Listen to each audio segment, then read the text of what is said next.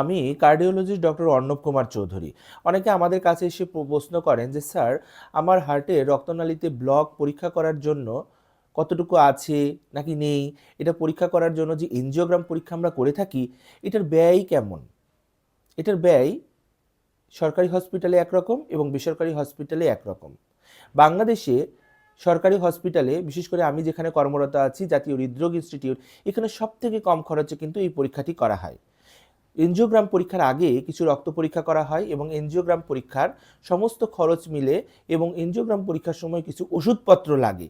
তো এই সব কিছু মিলে জাতীয় হৃদরোগ ইনস্টিটিউট বা এনআইসিভিডিতে লাগে প্রায় 6 থেকে 7 হাজার টাকা, এবং বেসরকারি যে কোনো জায়গায় সব কিছু সহ প্যাকেজে এটার ব্যয় হয় প্রায় 15 থেকে 20 হাজার টাকা। তো সরকারিতে এবং বেসরকারিতে এই দুই ধরনের ব্যয়ের মাধ্যমে কিন্তু আমরা এই এনজিওগ্রাম পরীক্ষাটা বিভিন্ন জায়গায় করে থাকি। সকলকে ধন্যবাদ।